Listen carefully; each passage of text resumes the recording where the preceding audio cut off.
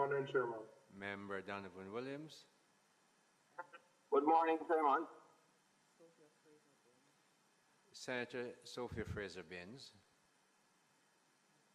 And that's our committee representation. Good morning, everyone. And we have Dr. Floyd Morris is also online. Thank you all for joining us. Good morning, Mr. Chair. Sorry we're a little bit late, but we're going to follow the agenda. We have Minister Dr. Dana Dixon, Morris Dixon. She has apologized. She's not able to make it today, although she had planned to be here. Any other formal apologies?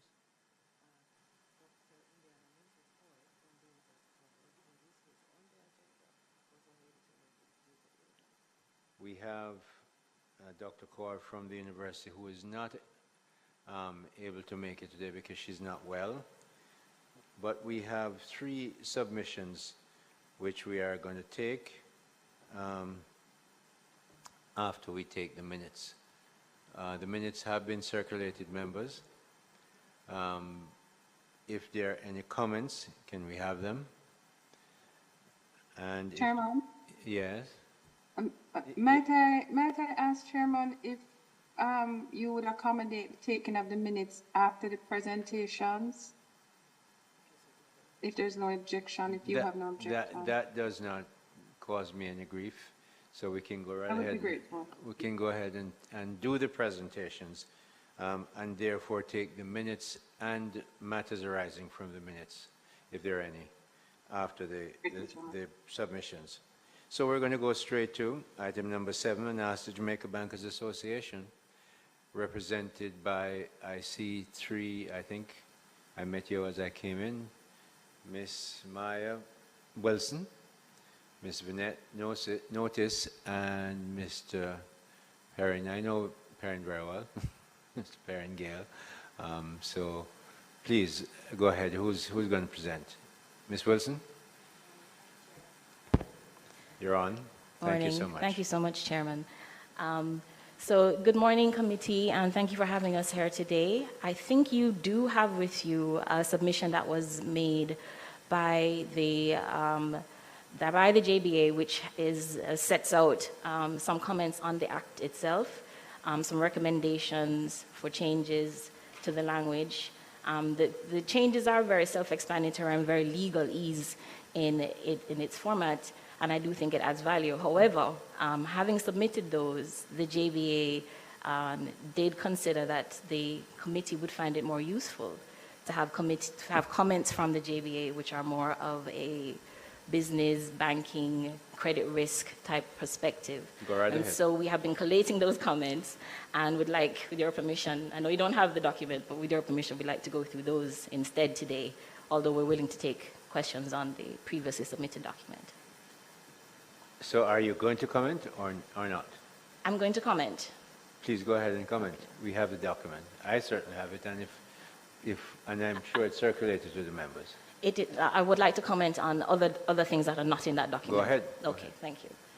You will be recorded in Hansard, don't worry. Thank you, Chair. On a point of order, Chairman, the JBA has an updated document. Is that what I understand to be the case? We have some comments that we have collated that we are going to submit formally. We haven't come to that altogether position yet, but we're ready to speak to it today. Okay. And we thought that would be. That's somewhat irregular, especially, frankly, since we have been at the JBA so often. I'm very clear. I've had it very often. I've gone straight to the top. I'm very surprised that you would come today and not have a document for us. We're happy to have your comments, but the document should be there, and I hope it will be here by the end of the day. By the end of day? Yes. We can definitely share a document by end of day, Chairman. Thank you very much. And then the secretary, no, that's a different document. She says she has additional I have additional material. She's not going to speak to this.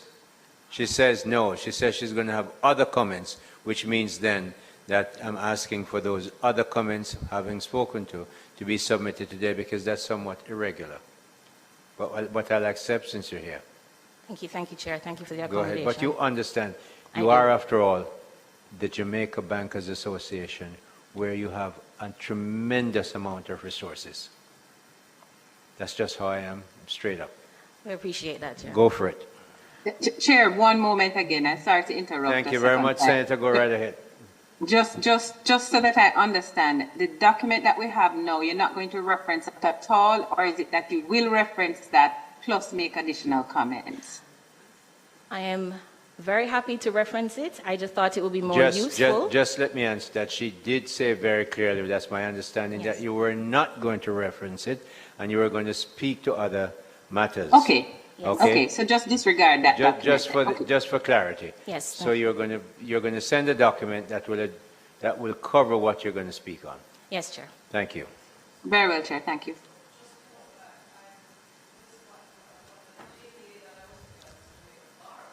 Right. Different. This is Bankers Association. That's You do. you do, but not maybe there with you, but it's circulated. It looks like this. It said comment sheet. That's right. That's the one. Okay. So of course you're going to make sure that when you submit, it's very clearly denoted at the head. Jamaica Bankers Association. Date. The normal stuff. I take lessons from the learned counsel who I had to work with years ago, Miss Hillary Reid. She wouldn't send any document, nor would she accept any from me unless it was properly done. So I've learned. You must be proud. Thank you. Go ahead, Ms. Thank Wilson. you, Chair. Okay, so we'd like to begin firstly with positive commentary on SIPA and the registry, the subsequent registry, NSIP. We find as an association that it is very user-friendly. It's ease of use to register our security interests. We use it mostly for motor vehicles, commercial equipment, small business equipment, and we do find it's a quick and seamless process. So we just wanted to say that from the outset that we do appreciate the ease and use of the registry, and that has been a tremendous outcome from the initiation of the Act. Thank you. So we'd like to discuss other commentary, other reasons why perhaps regulatory issues that might be of import, interest, in terms of why other types of collateral or security or assets are not being so readily used or readily acceptable and being used on the registry. And that's what we'd like to focus on today, because we think that practical content is more relevant to the committee. Sure. So SIPA consolidated and expanded upon the statutory framework for the creation of security interests, in particular kinds of personal property. And the Act contemplates the use of such items as goods, documents, intellectual property, financial instruments, accounts receivable, and other types of intangibles. In doing so, I think part of the expected result was an increase in credits that would have used those types of assets, those types of intangibles. However, the enactment of the legislation that allows for these types of assets does have some practical and regulatory setbacks. So the core characteristic of what is to be described as a good and that we can use as collateral security has been defined by the Bank of Jamaica under the Standard for Sound Practice on Problem Asset Management and Provisions, Requirements, and Accounting for Credit Loss. It's a standards of procedure that we have to follow. And it does require at least a few basic things. So the asset needs to be highly liquid. It needs to be easy to ascertain a value. It needs to be a fairly stable value, and it has to be easily transferable. So at this point, I'm going to invite my colleague beside me, Vinette Notice, representing the JBA, but she's also the head of risk at Sagicor, who can speak more on the credit risk aspect of SIPO. Sure, Ms. Note. Yes. Sure. It has to be highly liquid, easy to ascertain a value, has a fairly stable value and is easily transferable. Okay, thank you. Thank you. And those parameters are defined or given to us as bankers by the regulators. And having that context, we have the registry, which allows us to note our interest and for the public to be aware that as a bank, someone has an interest in it and is using it as collateral. But having the registry does not guarantee that it is still satisfies the criteria of being good collateral, of being liquid, marketable, having being able to Mr. Chairman, Yeah, yes, just want to find out if you would allow for questions to be taken in whilst the presentation is being made. I am generally not going to allow that. It's best to note it. So otherwise, the presentations go on and on. So if members would be kind enough to take notes and then we ask the questions at the end of the presentation, it usually makes it much more efficient, if you don't mind. If there's something really, Thank you, Mr. Chair. Thank you. go ahead. So I'm in the queue. Yeah, please, yeah, join the line, please. And Ms. Notice will continue, and Mr. Gale might have something to add. Go ahead, Ms. Notice. Thank you. So knowing what makes it a good collateral isn't just enough for us as a bank FI to accept it as collateral. And therein is the challenge. So if we identify a piece of asset that where we are not able, ownership is not easily demonstrated or can be objectively shown, value can be objectively determined, and the value of that asset remains steady and is not influenced by the performance of the customer or the owner of that asset. And if that asset is not easily transferable where it can be demonstrated where ownership has moved from one person or entity to another, then as a bank we have a challenge in accepting that as collateral. And that is the issue that we would want as an economy to understand and seek to address, to see how then can we create a framework that can make these assets recognizable, value can be determined, ownership can be transferred, so that in the event of default, or if the client wishes to liquidate that asset to repay the bank, there is a space, there is a framework within which that can happen. That is clearly demonstrated for motor vehicles. We have a very robust motor vehicle market where we identify person, buyer and seller can come together. There is a valuator who can determine the value of that asset, and this valuator is recognized and he is so accredited, he or she is so accredited to perform those duties. We find that for other assets, it's not that easy. It's not that the valuation panel or personnel or skill may not be here in our space, in our country, may not be easily available to ascribe value and then also to determine the retention of that value over time.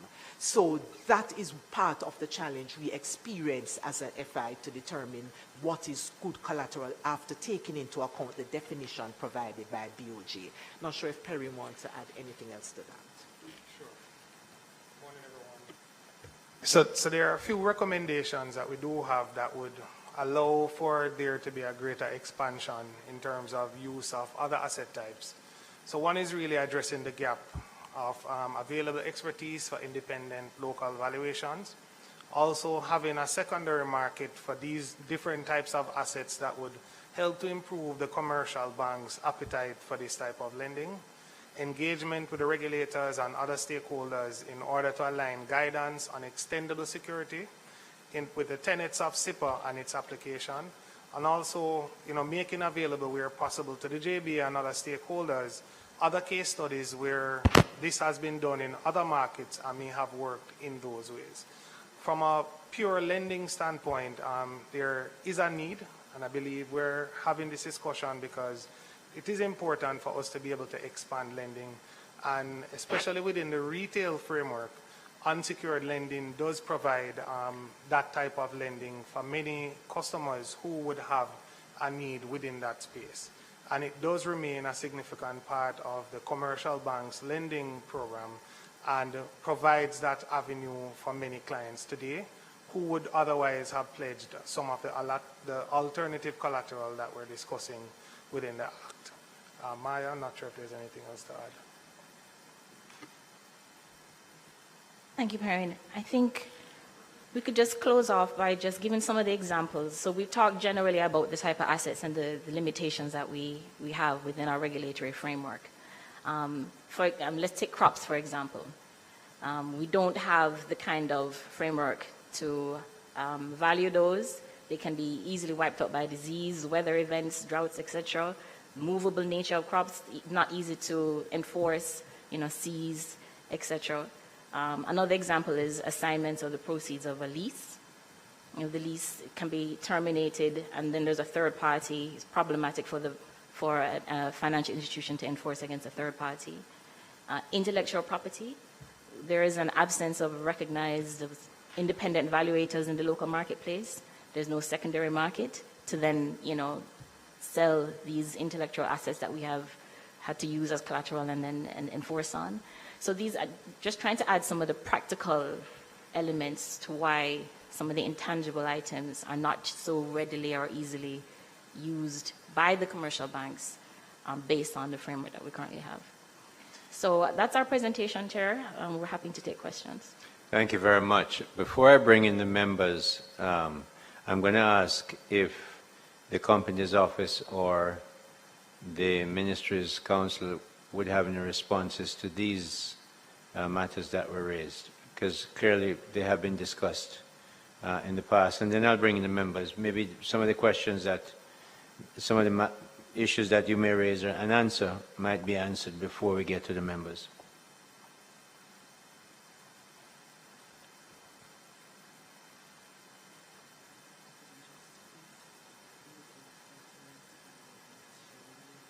Regarding the intellectual property aspect. And the person that is speaking is the head of the Companies Office of Jamaica, Ms. Shelley Leon. I'm going to allow her to respond to what I just asked. Thank you so much. Regarding the valuation of intellectual property, the Jamaica Intellectual Property Office, they had previously come here. They had indicated that they started a project regarding training, regarding building institutional capacity in terms of valuation, and they would be moving on to a second phase. Also, from the perspective of the Ministry and the Companies Office, these issues are issues that were recognized from early on. So consultations have been done and they are ongoing. We currently have a consultation going with an international body who will be engaging the private sector in regard to these matters as well. Right, thank you very much. Any other comments? We will come back later on about the easily transferability and so on, because clearly I have some experience in that area, and I will have a comment at the end. Senator Morris, I think you were first in line. Thank you. Thank you very much, Mr. Chair. Mr. Chair, from the intervention from the representative of the JBA thus far, it seems as if the major challenge that we have is with the regulations, or one of the major challenges is with the regulations / guidelines from the BOJ to the banking sector. And I make mention of it because as I heard her mentioning the criteria or the guidelines, the community of persons with disabilities immediately comes to mind. And, you know, these are individuals who find themselves within the lower income strata of the society. And so the assets that they have, for example, assistive technologies that they could use for security would seem to be problematic within the framework that the BOJ has established. And I think that is something that we need to look at now when we are doing our final recommendations as to what modifications can be made from the BOJ standpoint to take into consideration groups such as persons with disabilities. Thank you, Mr. Chairman. Thank you very much for that intervention, Senator Morris. I think I see Senator Fraser Binns' hand first, and then Senator Shireen Golden Campbell, and then Member Donovan Williams in that order. So, Senator Fraser Binns, please. Thank you, Chairman. I hope you're hearing me clearly. Very clearly. Very well. Thank you so much. And good morning again, and thank the BOJ, the Bankers Association, for its presentation. We have been waiting to hear their presentation, and I won't belabor the point because Senator Morris has in fact highlighted one of the things I hear coming out from the BOJ's presentation in terms of the challenge it faces in light of the BOJ's recommendation. What I want to ask in light of that question, though, Chairman, is whether there has been any attempt on the side of the Bankers Association to have a conversation with the Companies Office and certainly with the Bank of Jamaica in terms of how the existing provisions impact their ability to make good or to utilize fully the SIPA regulations. So that is my first question to the Bankers Association.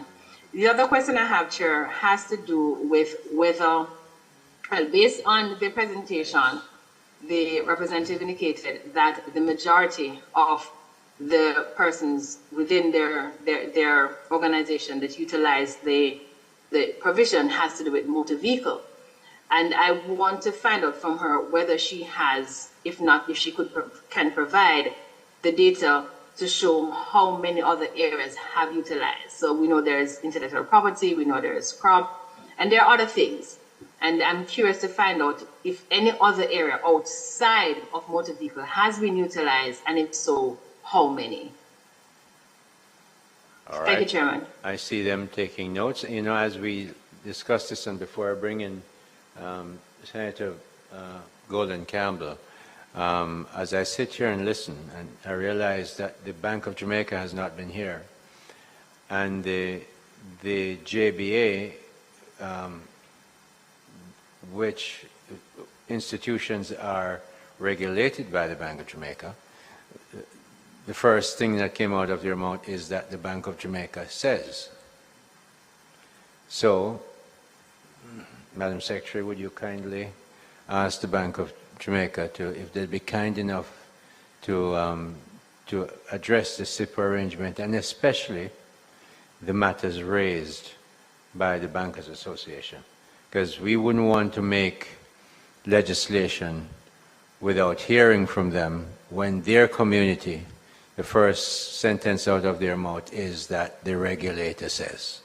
So we'd like to know that the regulator are talking to us, maybe are talking to the company's office and the lawyers around that, so that they can come here and say, because looking from where I sit and where I know, is that those regulations were made a long time ago, very likely. Those didn't come to you last week, okay? I know that. So we need to take a look at that. There's a time, of course, when you may have come here and said, we don't even want to do motor vehicles, although it's very clearly identified, because I can just sit in my office and trade government paper at very high interest rate. Why am I going to take a risk on a motor car? Well, when that dried up, and we're very happy that we are part of that drying up, that because we haven't been to the market, government has stayed out of the market, so people who run their businesses can get money from the market. So when that isn't there, clearly you go to motor car because it's clearly identified. But no, the government still isn't in the market borrowing money.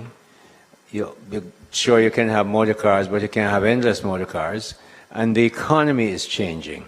And we, especially as you and the Bank of Jamaica are very involved in the running the money areas of this economy, will have to look at, well, how do we manage assets that in times past we might not even have considered. So given what you've said, I'm very happy for your submission, that I'm going to ask the Secretary to invite the Bank of Jamaica to come back. It might be useful for you to come back when they come, so you can hear the direction they're going, because they will tell us how they feel about it. And we will, as we draft the legislation, we'll find ways, because we've addressed the issue of how you find proper evaluators. The way you do it is you train them. And that's the same way when we didn't have dentists a long time ago, we trained them. That's how we have to do it. So that's in process, but I'll come back later on because Senator Golden Campbell is waiting. You're on, Senator. Thank you, Mr. Chairman. Mr. Chairman, I just wanted to explore one comment that the JBA made in relation to how they look at the history of ownership of the property they're looking to use as collateral. And, just imagining as they were talking, how do you prove that, particularly if it's an asset that you have held for some time? People don't always have those records. And so I just wondered if they could speak to a little bit to what is the current practice when the bank is assessing, when our bank is assessing and trying to confirm ownership,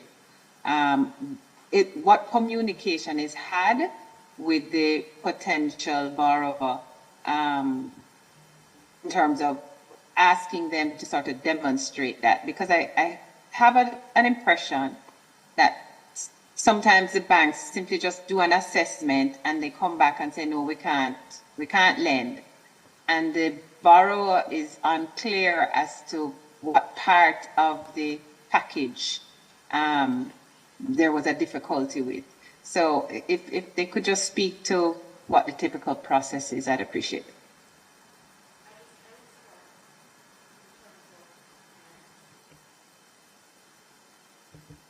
Go again. Okay, thank you. I will start and my other team members will pick up. Ownership is usually demonstrated where our client will provide us with a receipt or a certification saying this is owned by Vignette Notice. For motor vehicle or for real property, although real property really don't fall under SIPA, but for motor vehicle, that motor vehicle title, that registration, registration certificate will demonstrate the owner. And so motor vehicle is one of the Can I just interrupt you? Sure. I don't want you to talk so much about motor vehicle, right, because that seems to me to be an easy one. You have registration right, documents, you have title to your vehicle. But if I have, for instance, my milking machine or my baling machine on a farm, how do I get it to collateralize that? How do I prove to you that I own this? Say I've bought it, maybe I don't have the documentation anymore to show you that I brought it into the country. How do you deal with that? And what can we do to establish that I own it? You talked about certification of ownership. Who would certify me? And therein lies the problem. And that is some of the challenges we face. And so we would say to our client to share with us those invoice evidence of purchase. And you rightly said it. Sometimes those records aren't retained and kept. And so we would now say, let's value this asset before, not be you having ownership and usage of this piece of asset. It's yours, you're using it. But the truth is, if we were to accept this as collateral and you were to default, are we now able to transfer ownership? And those are some of the challenges. We may be able to value it because it's an equipment. We may be able to identify a vendor who can source this piece of equipment and say, if you were to replace this asset, this is what it would cost you. And so we could rely on that for value. But in terms of the current equipment, its usage, the life, and so we would require that trained valuator, Mr. Chair, as you said, someone who knows the market, who understands these assets, and can, in terms of the usage, and then ascribe a value based on the age. But you have raised up a challenge that we have as a bank in determining our customer demonstrating in the absence of that invoice or evidence that they paid for it, which sometimes is not retained. And so if that is demonstrated in our customer's balance sheet, and then so we ask for financial statements, and if that is demonstrated on our customer's balance sheet, that then can demonstrate ownership. But then again, it becomes a conversation with our client, and so many times after doing that assessment, we may take this decision. We may do this unsecured, and so that decision is taken based on the client's ability to repay.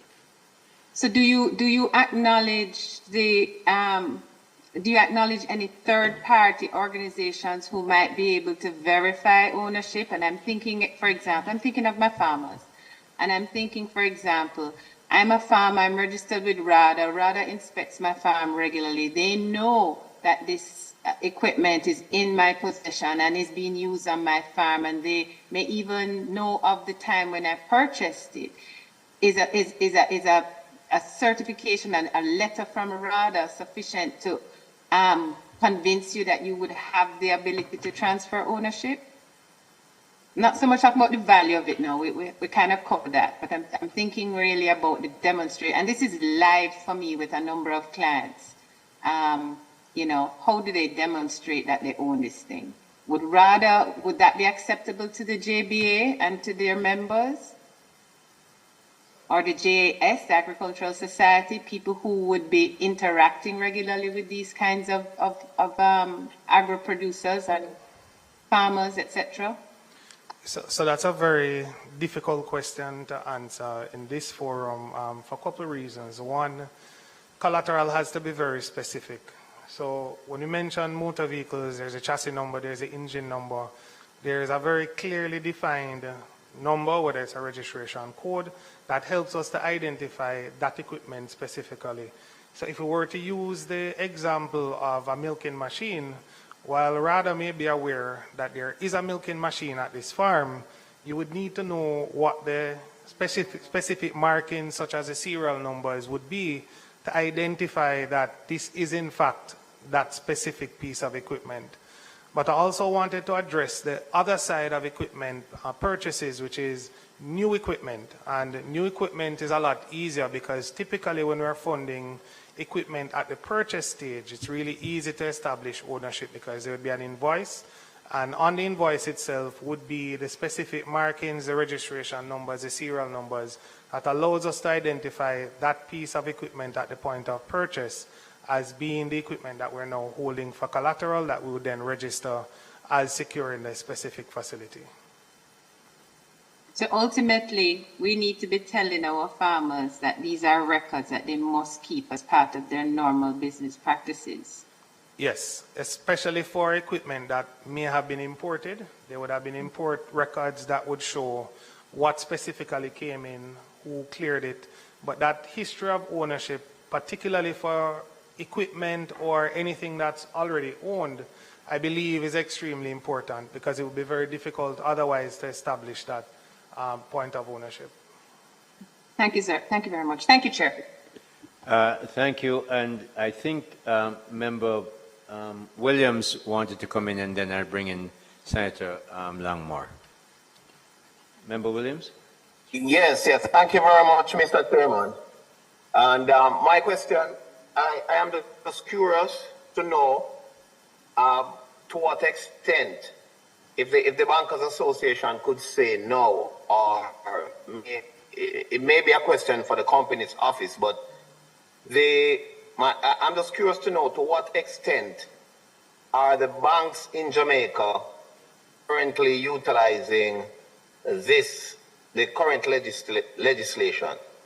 To what extent are they currently accepting intangibles in this context? I know earlier on the representatives of the association indicated and mentioned secured loans. But I don't know to what extent. Is it being used now? I understand their constraints. I understand the regulatory framework in which they operate. But has any slipped through the the cracks? You know, can we say that across the board, as it is now currently, the banks are utilizing this act and they're accepting intangibles? I mean, to this extent, you know, I don't know. I'm just curious. Or is it that there is a total block against it currently by the commercial banks because of, you know, their appetite or non-appetite for that kind, for the intangibles? Who's going to take that? Ms. Notice or Mr. Gale? I'll start and Maya will. Sure. Chairman. Yeah. Yes. Chairman, if I may, just following up on Member Williams' question, mine is not too far off, so I'll be grateful if I could get an answer as well. Thank you. Thank you. Okay.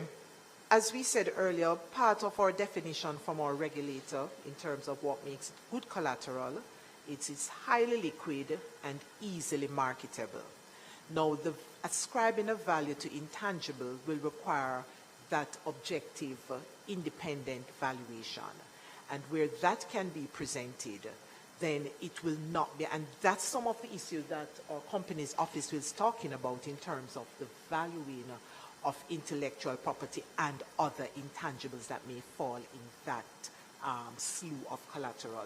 So it's not a case that the banks are not prepared to accept it, but if it satisfies our given definition of good collateral of highly liquid, easily marketable, stable value, which the value is not dependent on the performance of the borrower or the entity, then it can be independently valued, objectively valued, then it will be accepted as collateral. If that intangible cannot fit into the parameters as outlined by BOJ, we will be constrained in accepting it as collateral, and as a FI, we may then take the decision to extend on an unsecured basis, which is what my colleague shared, because as was raised earlier, we do explore the opportunities with our clients, we assess, because remember, collateral is secondary way out.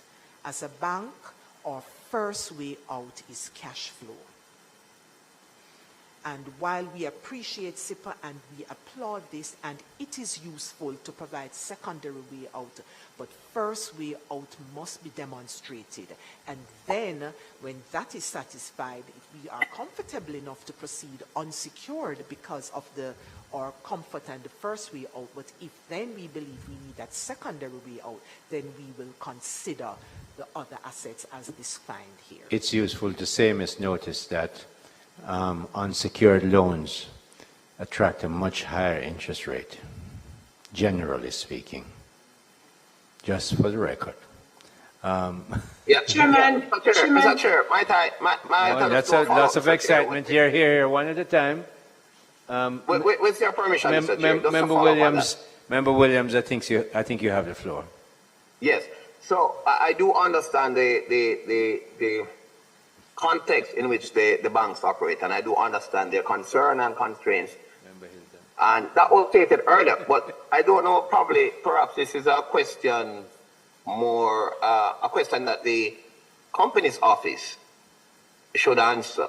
I'm just trying to ascertain if there's any data currently that can say to us that we can analyze to say, looking at this data based on the records and the registry, that the banks, albeit that they have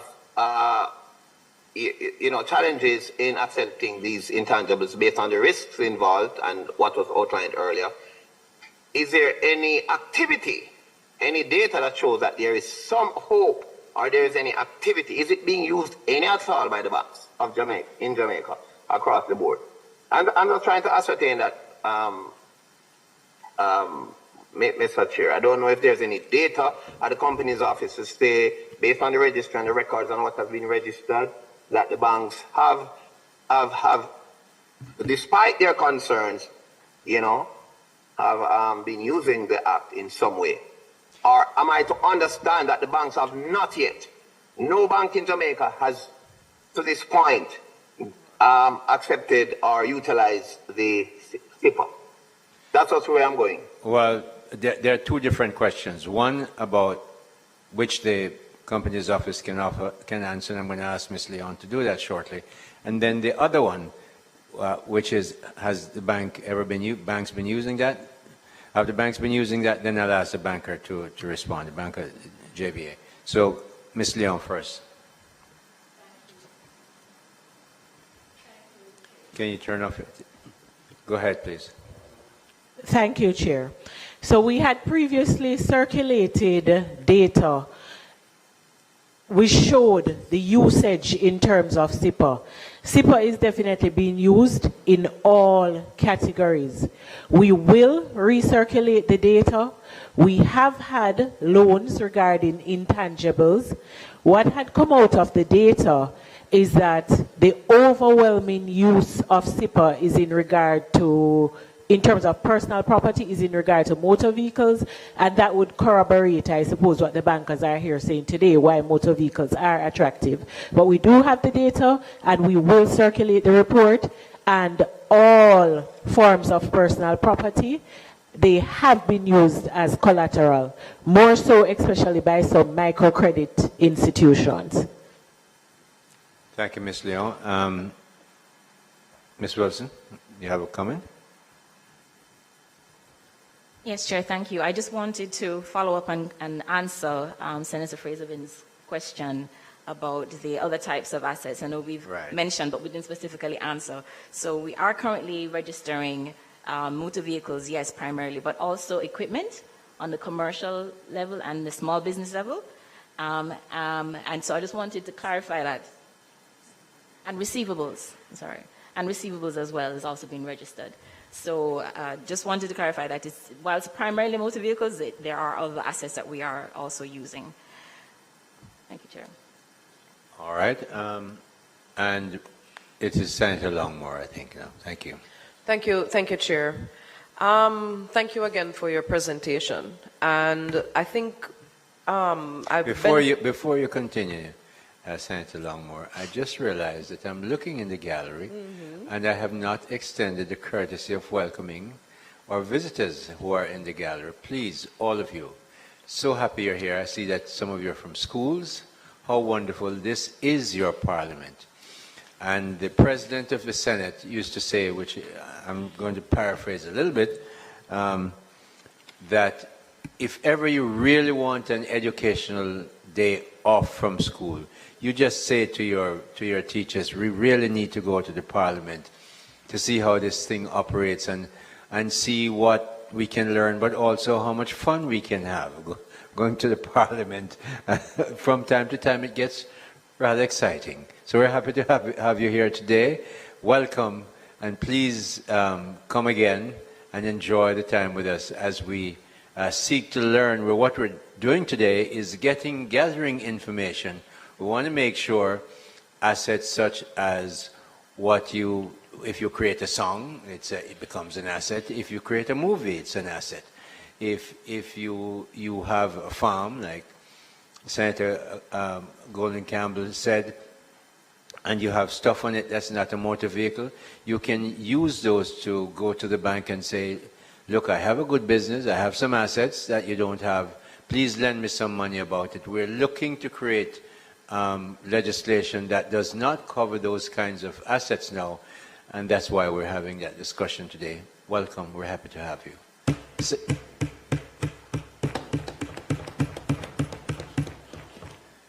Senator Longmore. Thank you, Chair.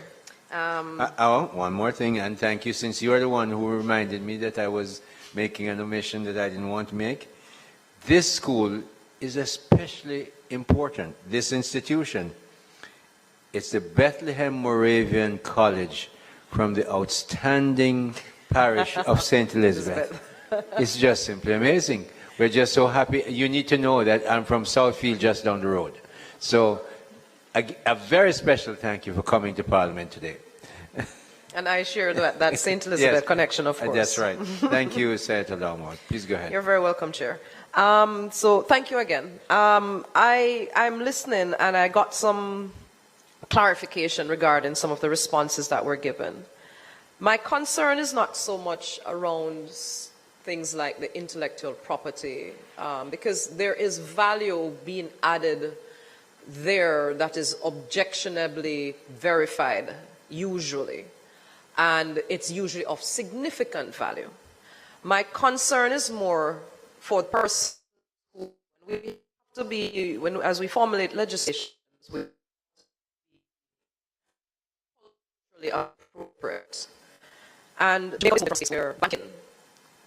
where it used to be an option, it is now almost a requirement for functioning and for survival in the society. And one of the challenges that I have, and I reflected on an experience that I had, this very laptop here. I was in Colombia, and as things go, as it happens, you're about to make a presentation, and that's when your technology fails. So I needed to go purchase a laptop immediately in Colombia. All right? Okay. So figured out my way how to navigate. And I went to a location. I was taken to a location. This mall was exclusively for electronics. It was about 4 times the size of Sovereign Center, 5 levels high.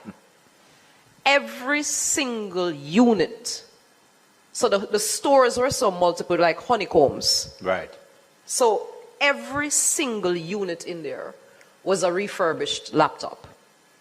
I had a refurbished laptop, tablet, phone. Every single thing was refurbished. When I realized what it was, I said to who was conveying me, I want a brand new thing. They then conveyed me to another location that had only new equipment. But interestingly, they took you first to the refurbished place. Well, that's where everybody goes. Exactly. And one of the things is that, because there's a language thing. So when I said I wanted a laptop, they were taking me to where, probably, it was closer to, by the way. But the point is that they had an entire industry built out around the refurbishing market. And because I found this it was impressive for me, because the place was buzzing with activity. And what I found out was that in Colombia, it's a huge country, you have a huge indigenous population that is of the lower income status. And what they have done is created this for those persons, especially, to be able to access this technology at a cost that is affordable to them. Now, I go back to our situation here. We kept mentioning about the motor vehicles and so forth. One of the reasons the motor vehicles are so usable in this way is because there is a known market. It's known. I have a challenge with the banking system where it is on the onus of the customers to prove their worth.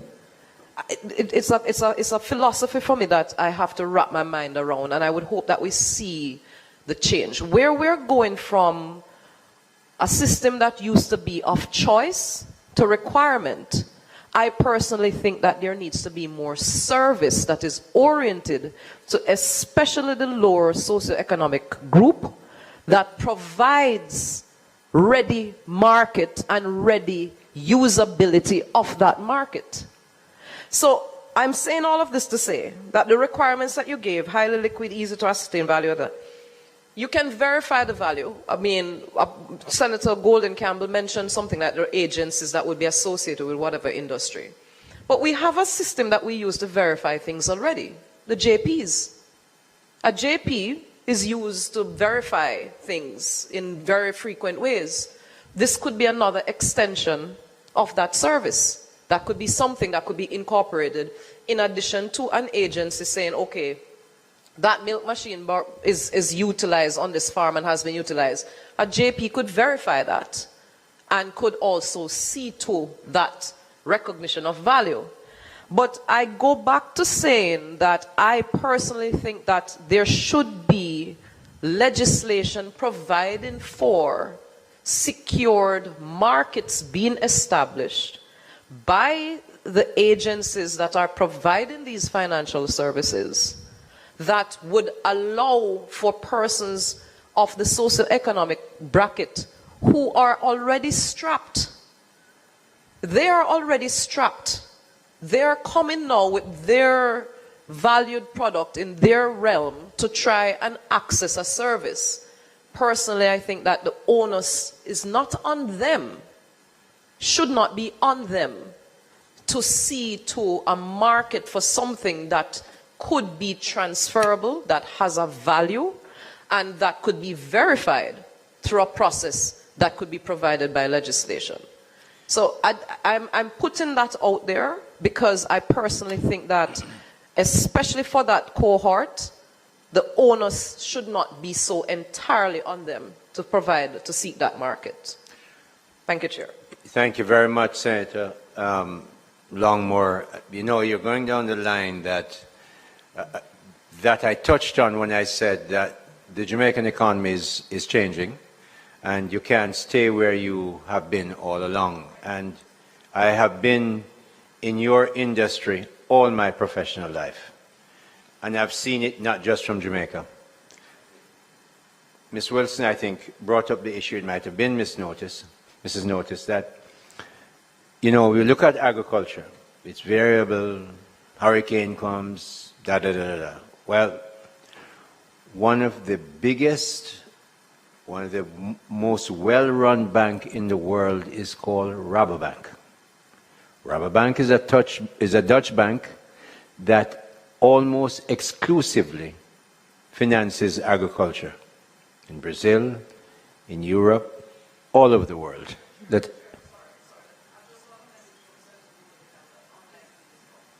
Yeah, we're working on it. The clerk is just working with the technical people. I might repeat some of this when they come back.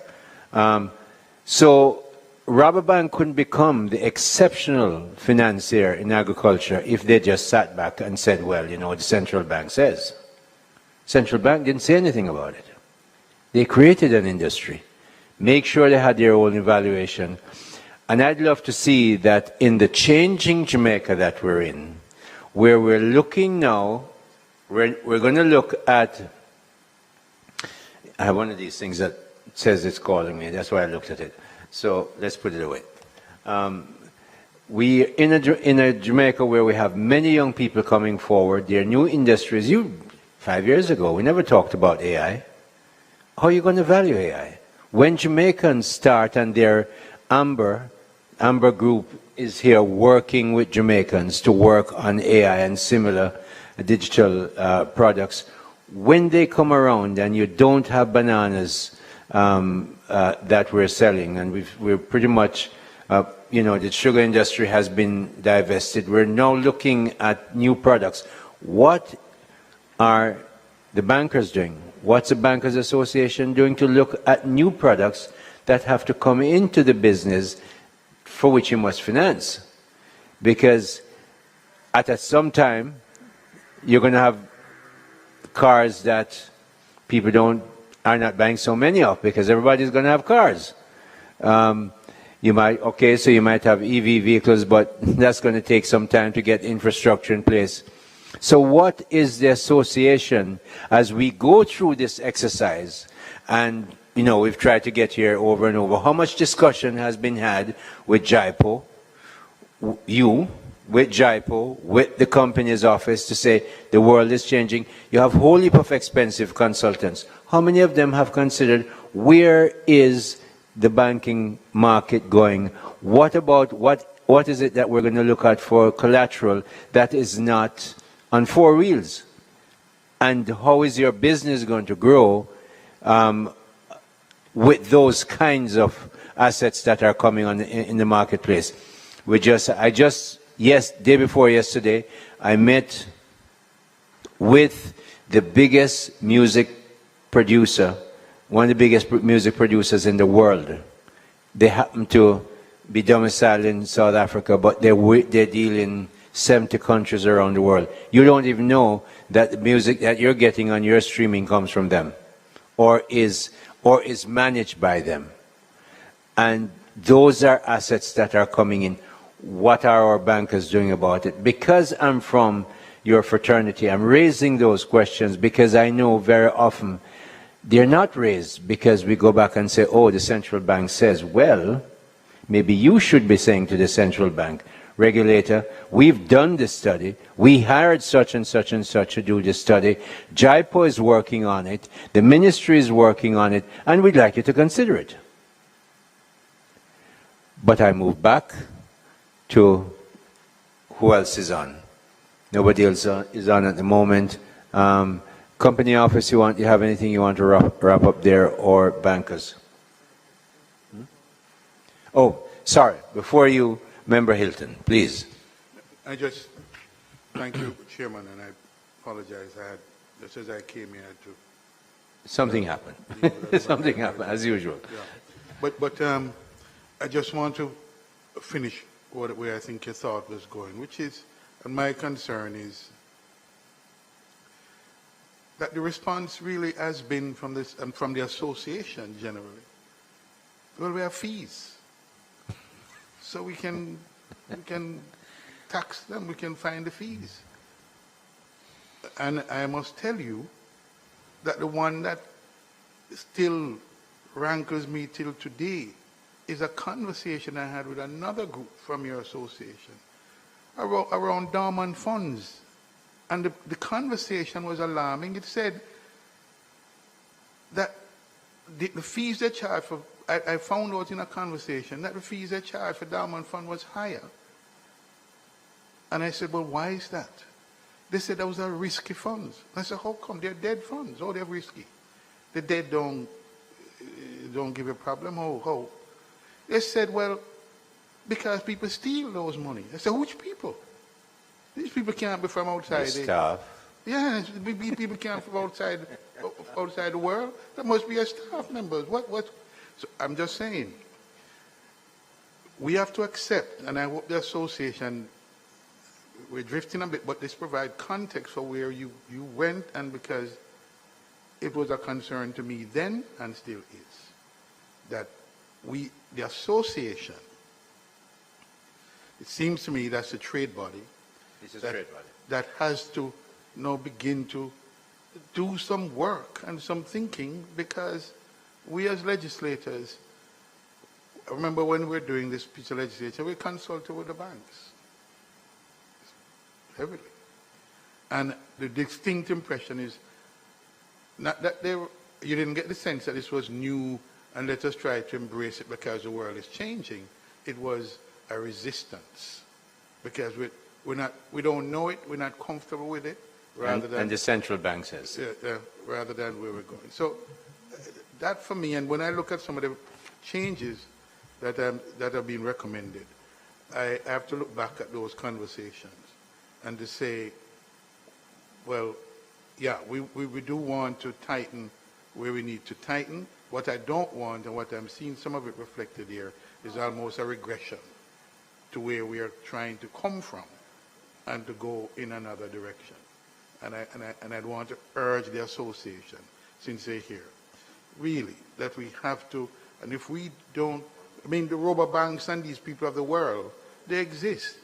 We should be reaching out, and I agree with you, Chairman, that we'd be happy to see an association like the Bankers Association saying, we have reached out to these other entities and we are trying to find out what they're doing cutting edge and trying to learn from that rather than a reaction, which is we don't know it, and the BOJ says this, and I agree, we have to bring the BOJ have to be a part of this conversation.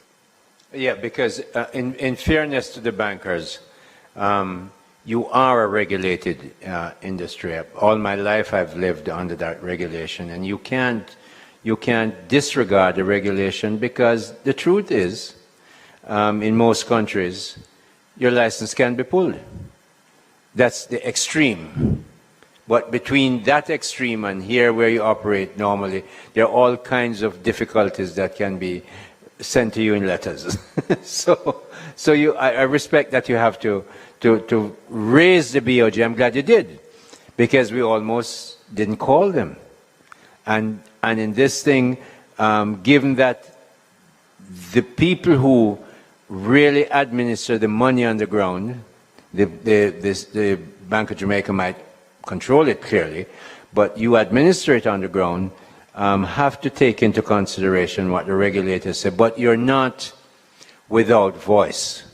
When you want something done, you go to the regulator. We're asking you to say, look at Jamaica is changing. We are known for entertainment. We've just put in $1 billion for the film fund. We're encouraging those parts of the industry.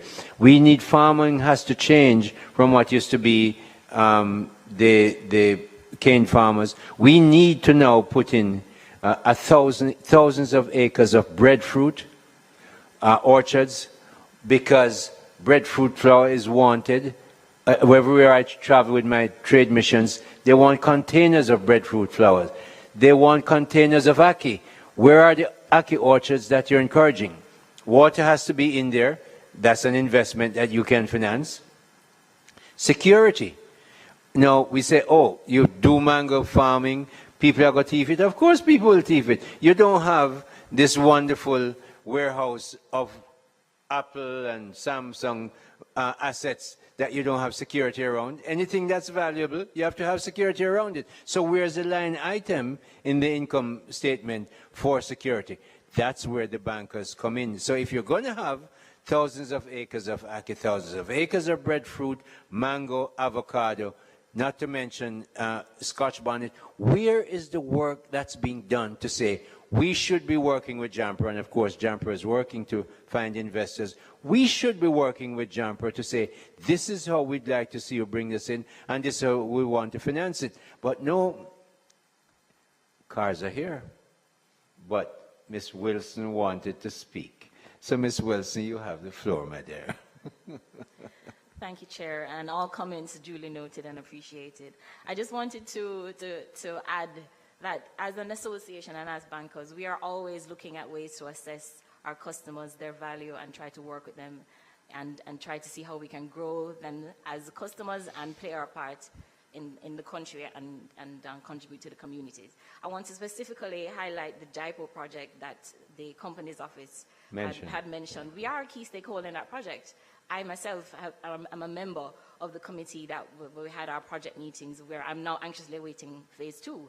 And a really key part of phase 1 was the training of credit adjudication officers within the banks. I think there was a member from every single bank that sent somebody for that training, so that we can understand how to value IP and how to build that into processes. So the external valuation market, because it has to be third-party independent valuators. Yes. We can't value and the customer can't value. It's third-party independent valuation. So once that industry stands up, these things will be more available and we can look at these assets. So we are open to different types of assets and exploring these things. We do participate where these projects are set up. The banks are very aware that the world is changing. Go talk to JAMPRO about orchard crops, because this minister and the Minister of Agriculture will be pushing it, and we need investors and we need bankers in there to supply funding. Happy to participate in the project, Chairman. All right. So her name is Shillette Cox. She's the president of JAMPRO. She knows all that I know. Mrs. Sutherland Reed, you need to make sure JIPRO is aware that we need to get independent valuers trained. Yes. That's my ministry's responsibility, and you know how I take that. So by tomorrow, I'm sure I'll hear something about it. Thank you, Chair. Member Hilton, I see you want to come back in. I'm pleased to hear that response. What I think those of us who are looking at this from another perspective, and Jamaicans generally, are wanting to see from the banks, from our financial institutions, is that sort of forward-leaning kind of thing and not simply reacting, looking back at BOJ, because among other things, you are an advocacy group for your industry. And so we'd want to see you advocating, not breaching. You certainly have to be in compliance, but we'd want to see you advocating for the kind of changes that you are seeing on the front end and the consumer end and the customer end, and the research that you're doing about where the world is going and where this economy is going. So I'm not seeing that. What we get in the public is a reactive bank industry collecting fees and having the kind of problem with ABM machine and all kind of nonsense. People don't want to see that in the bank. We want to see a refreshed association banking looking at and trying to be a part of the solution, not the problem. So this is why this legislation was created, but we accepted that it was outside, it was new, there's a learning, but I believe that for the time that it has been in place, and this is why we have to bring the BOJ here, because the BOJ is certainly by now should be telling us that this thing has been in place long enough, that these are some of the adjustments that we are prepared to make. You can't simply say, standing where you've been and say, niet, niet, niet, which is no in Russian, no, no, no, no. But we have to say, what are the things that we can do so that we can respond to the digital economy that is emerging and all the other things. And we cannot extract any more fees from the Jamaican public. Member Hilton did put the disclaimer in that he was going to broaden the discussion a bit when you raise the matter of fees. But, Mr. Gale, I think you want to have a response. Go ahead, sir. Yes, thanks, Chair. So, just a couple of comments. I know we've spoken today a lot about lending, right? And the SIP program speaks a lot to collateral, but I just wanted to speak a little bit in terms of what we've done as an organization. Chair, you'd have been an invitee about 2 years ago to our Vision Achievers program, which is just one of the many SME programs that all financial institutions have in different ways and shapes and forms. And what you would have seen is really a structured program to support SMEs and the development of SMEs in many, many different sectors. Last week, we actually had... And your bank has been upfront. We've been doing great supporters with JBDC and our roadshow from the ministry. So I want to recognize that. Thank you. Thank you very much. And we've been doing this for over 10 years. Last week, we had the auditions for our 2024 program. So we had about 40 businesses that came in, presented to be a part of the program. And other institutions, because we're here as a JBA today, so I'm not speaking about what we do your bank, you're speaking about the organization. But all institutions generally have programs that help to not only assist in companies marketing, and I want to say businesses, because you're talking about entities that have 1 employee up to 100.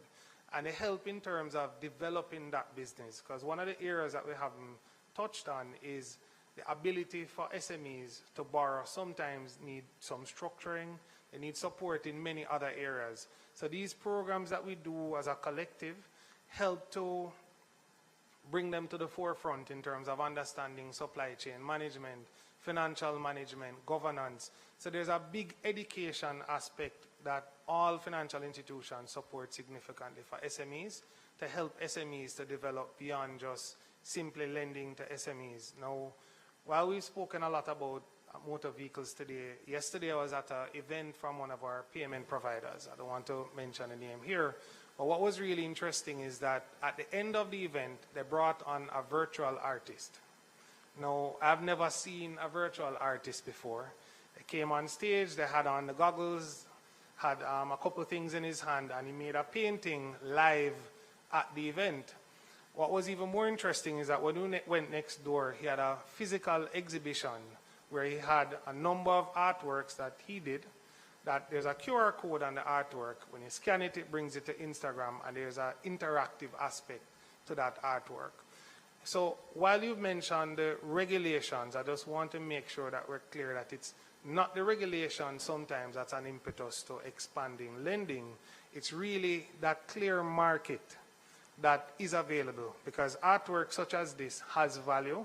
As an institution, we've done a lot of work in terms of curating the works of arts that we have throughout the organization.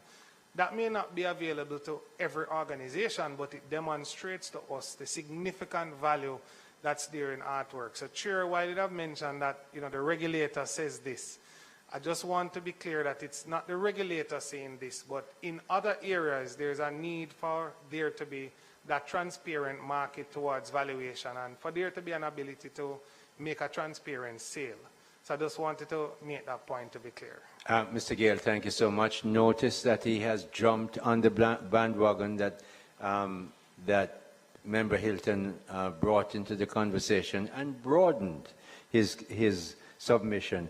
But in the process, he's forgotten that it's not me who brought up the regulator. The first sentence out of Ms. Wilson's mouth, your colleague, was the regulator. The BOJ says, these are the 4 criteria items that you are. So yeah, I appreciate it, but I'm going to repeat just very quickly the robber bank piece that I said because of our colleagues were off the online portal. I just mentioned, colleagues, that while the matter was brought up, did we lose them again? Can you hear me offline or online? Yes, are you back? Senator Golden Campbell, can you hear me? Looks like they're not here. Can you hear me? Yes, you're back. You're Okay. back, Chairman. All right. So what I said was that while agriculture was brought up as an area of difficulty, I mentioned a Dutch bank, Rabobank, that is one of the best run banks in the world, big bank, and they concentrate almost exclusively on financing agriculture. And my guess is that this has been going on for many, many decades now, that they didn't really wait for the regulator to say, look, I'm going to do agriculture or you must evaluate it this way.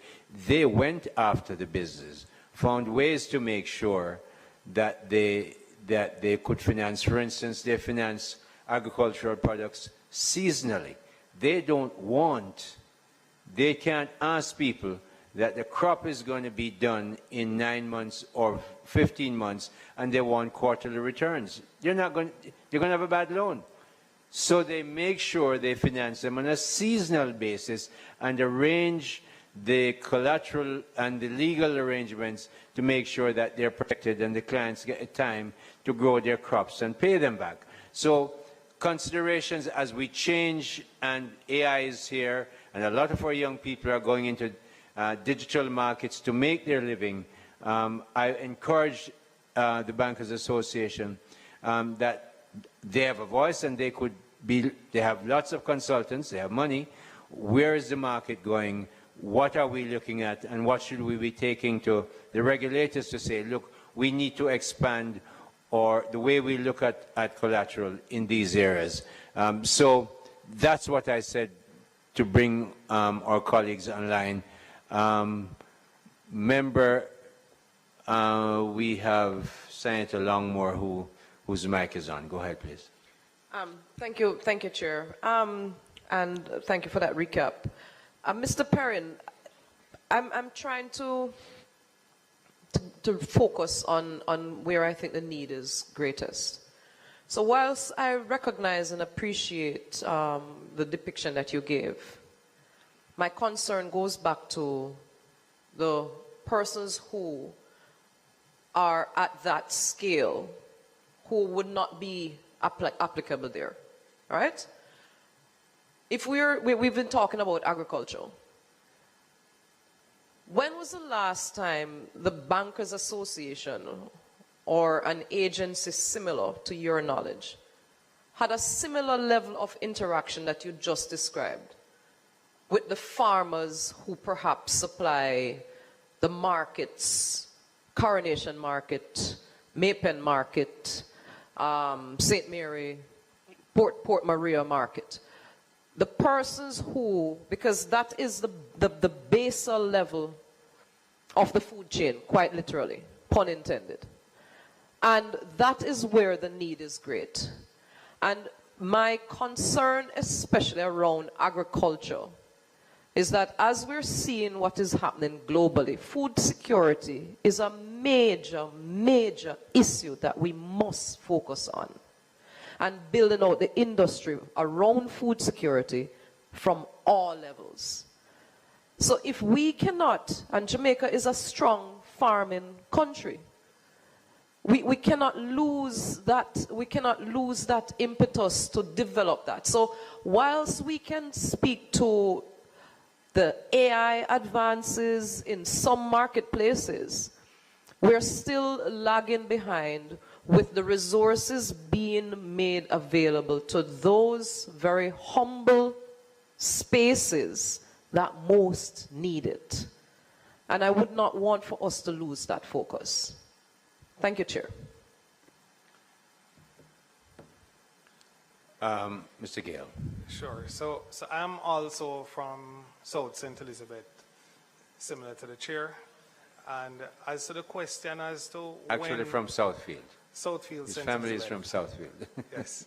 So as to when we've had that conversation, I can't speak to the association, but myself personally would have been last week.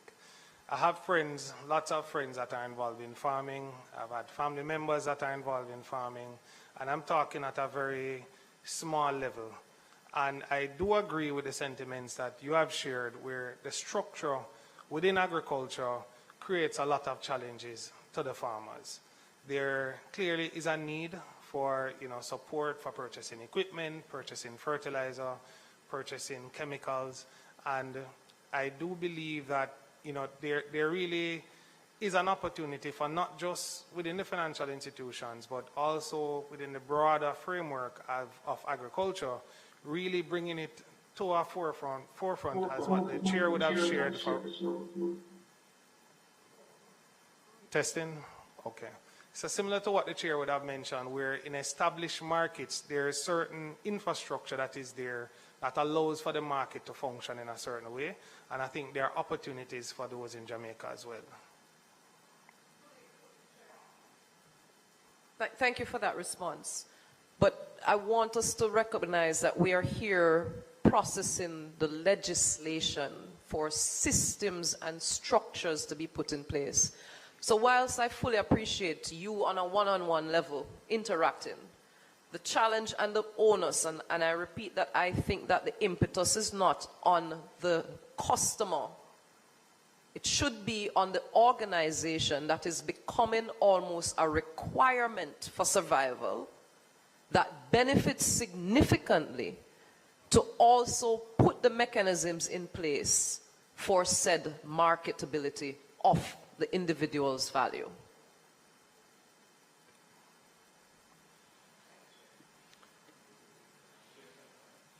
Member Hilton. Yeah, I don't know if the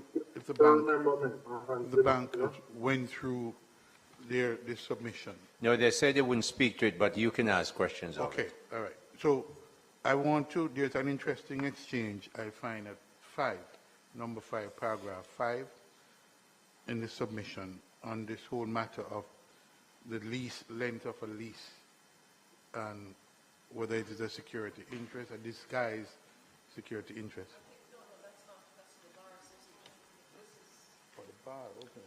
Okay. The one that says comment sheet is the Bankers Associations. It's like a table. Yeah. Is it below? Is there a thing on nearest the desk? I think. Yeah. It looks like this, Member Hilton. Mm-hmm. Yeah. Okay, you have it. Good. Okay. Are there any other comments? I think Member Robinson has a comment. Yes, please. I wanted to ask to what extent the problem is created by the absence of persons who can actually assess and evaluate the value of the intellectual property. And there doesn't appear to be equipped professionals in that area, which makes it difficult for the lending institutions to actually determine what the value is. So I don't know if there are people trained or who have expertise, whether it's a small field, and whether if we looked at that as an area to improve or increase our capacity, it would assist in solving some of the issues. I think you were offline, Member Robinson, when we discussed that, because indeed Ms. Maya Wilson from the Bankers Association said she participated and is a participant, an ongoing participant with JIPO, as JIPO got people in the banks to be trained. Right after that, I know that JIPO is looking to train independent evaluators, and I've asked Mrs. Sutherland Reed from my office, the senior legal counsel there, to follow up with JIPO to make sure that that process is going on, even as we craft the legislation to be put in place. So it's a work in progress, but the work is being done. Thank you. Thank you. Right. I think, unless we have any other questions, all that's left for me to do is say thank you very much to the Jamaica Bankers Association. We hope to see you back. And Ms. Cohen, or the lady who's administering this JSC, will inform you when we get the Bank of Jamaica to come and speak with us about it, especially addressing the issues that you have raised and the ones that have looked at saying, going forward, what do we do with an economy that's changing? Thank you all so much for coming, Ms. Wilson, Mrs. Notice, and Mr. Gale. Thank you. You're welcome to stay. We now move to the Bar Association. And Council Ms. Hillary Reid will take us through that process. Go ahead, please. Thank you, Chair. Thank you, everyone. So this is the boring element where it is the legalese. So on behalf of the lawyers. Chair, if you don't mind, just before I get into what were our submissions, if I could just say one quick comment on the issues that the Bankers Association. You're more than welcome. Please go ahead. So the entire discussion was, of course, very interesting to hear because it is focused more not on what the provisions itself in the actual legislation. That's right. But how it works. State, but you know, whether or not they're able to actually utilize what is actually made available under the legislation. And so I think that is important for us to actually realize and consider whether, so the legislation allows for you to take security interests over crops, but does it actually have all of what is needed? If it is that we get past the hurdle of the valuation, the elements that the BOJ says they need to be concerned with, and so the discussion with the BOJ becomes very important, does the actual provisions which deal with how you take that security work for them? How you determine the priority of security interest? Are there any issues concerning those in relation, in particular, to these alternate types of assets that you can take security over? Because the legislation right now does actually provide for you to take the security over it, but is it working for you? So just wanted to add that. It wasn't one of the issues that the Bar Association raised, but just coming out of the discussion. And so to go through, you all have my comments, so I will try not to go through every single one of the ones that we've raised, but to just pick out a few. So I will move, and I'm hoping that we're both looking at the same list. Member Hilton has a quick query. I'm interested in 5 and that whole exchange conversation there between the ministry and the Commercial Law Committee.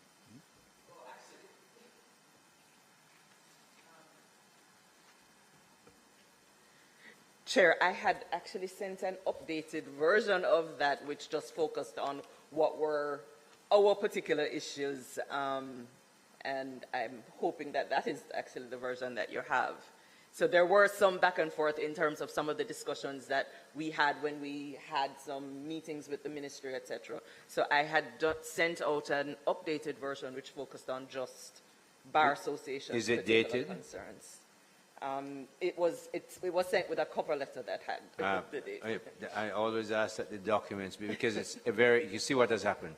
The cover document is separated and we don't have a date on it, so always ask my office to date the documents that are attached. All right, so I don't know which one it is. I have one that starts off with one and then in section reference interpretation.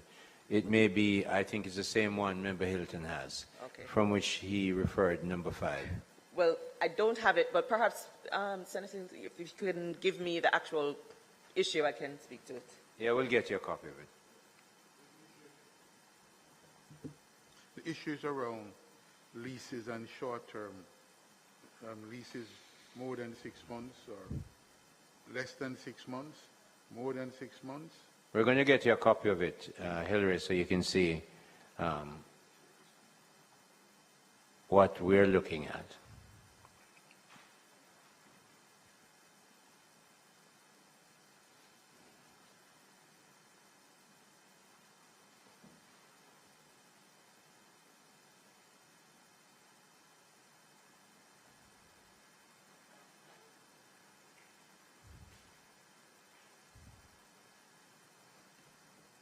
Got it?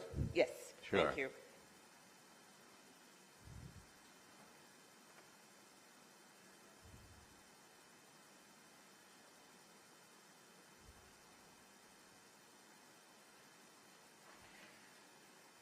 So if I could put this issue into some amount of context.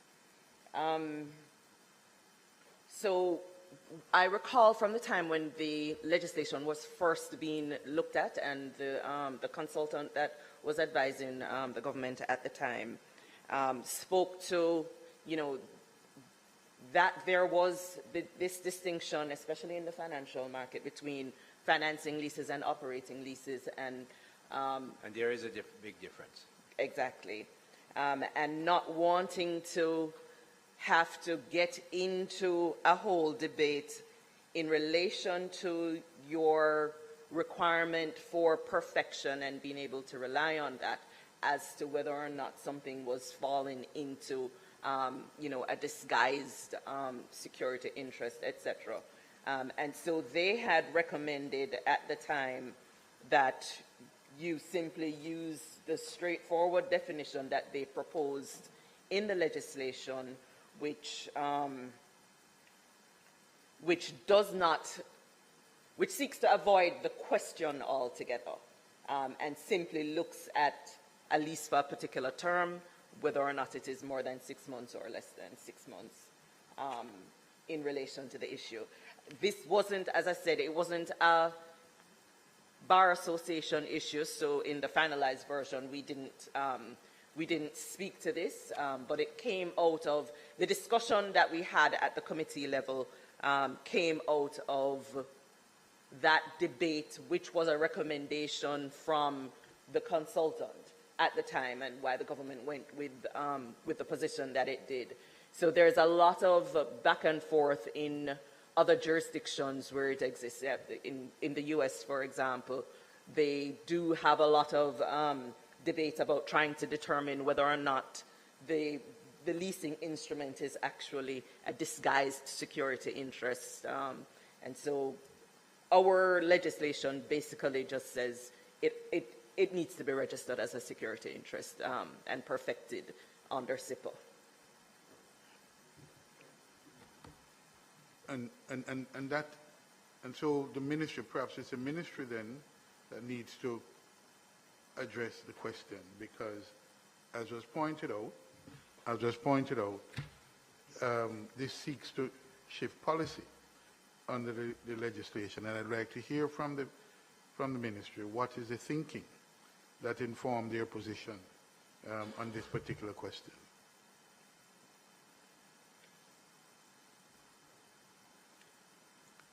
So Ms. Reed is...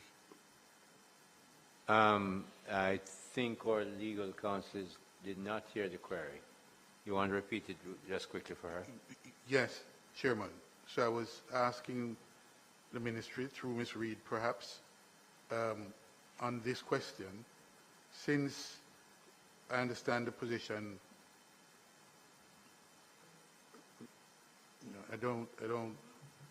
I'm seeking to, we're at 5 on this, about the leases and so my question is, what is the final position that is being put? Did that exchange resolve the issue? Could you address that and just clarify for me?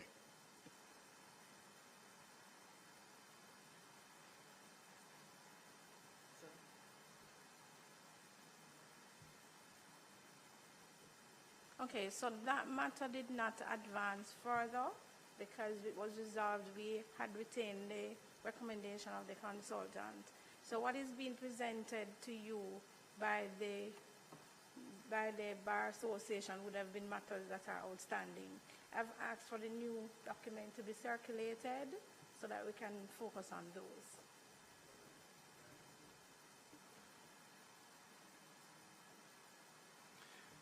We're back to you, Ms. Reed. Thank you, Chair. So I would take you just very quickly to the matter of Section 3 of the, which is, I can in the meantime try to correlate the comments, which is also number 3 on the list that you would have, the definition of a security interest. So in Section 3, it particularly tries to bring in certain other types of securities and make security interests and make clear that they are captured. And I think just one of the clarifications that is needed, and is also another point made later on in the submissions, is that these additional things, yes, we say that you can do a floating charge, and a floating charge is a type of security interest that's intended to be captured by the legislation. And so just adding words to that section to make that clear is important. And we have a later recommendation that in particular in relation to a floating charge, our recommendation is also to make very clear that a floating charge is typically one that floats above the security essentially and doesn't crystallize and attach specifically to the particular security until a particular event has occurred. The nature of a security interest, however, is slightly different. It is intended that once you have perfected your security interest, it attaches immediately, even though it may be something that is in the nature of a shifting asset of the type that is similar to a floating charge. So where there are existing debentures that people will create or general security interest agreements that will be created over assets of this kind, there is still a tendency to refer in those documents to the creation of a floating charge. And one of the issues that we think it may be useful for the legislation to expressly provide is that where you refer to a floating charge, it is governed by the Security Interest Act, and that the security in that attaches in like manner as a security interest perfected in accordance with the legislation. And so that is one of the recommendations that we have made in relation to this, just because there is that level of ambiguity that will exist where there is a reference in the security document to a floating charge as to what is the intention of when that security interest in the floating charge will actually attach and be perfected. And the legislation itself speaks to what you can do with something that is a shifting asset and makes that clear. So the typical concerns that previous to security interest would exist in relation to why you create a floating charge so that the debtor is able to utilize the property is not an issue once it's clear that it falls under the legislation. I would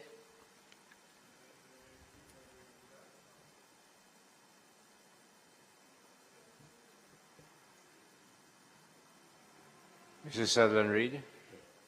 No, I was just asking, the explanation was given. I understand what Ms. Reed is saying. The ministry, is that aligned with the policy? What we're doing now, Minister, the new comments, we'll review, and at the time when we're going through the submissions, we will comment at that point. Well, so they're giving their comments. We are usually given an opportunity to go back and go through, and then when we're going through the submissions, we give our comments at the review stage. okay, all right, okay, Chair.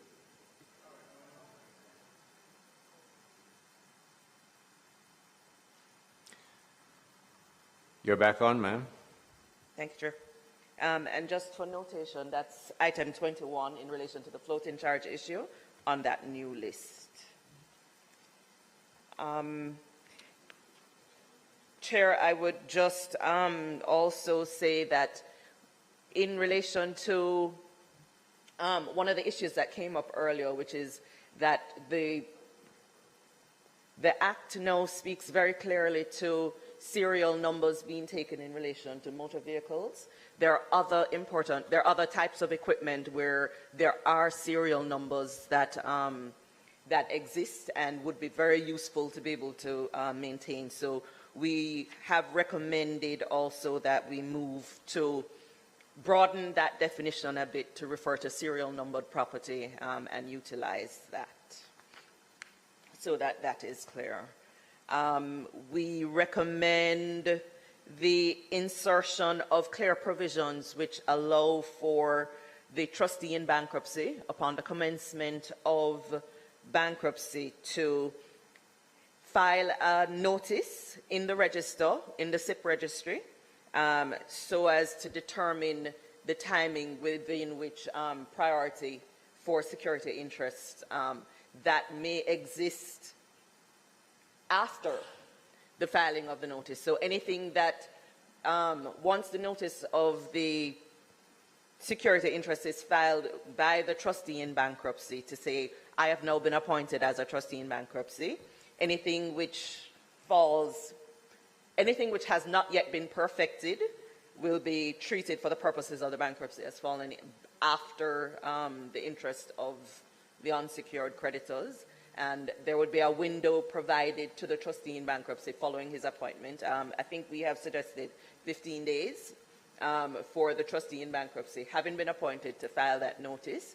And then if the trustee in bankruptcy does not file that notice, then any security interest perfected prior to the filing of the notice by the trustee in bankruptcy is able to be treated as perfected and given its priority in the bankruptcy.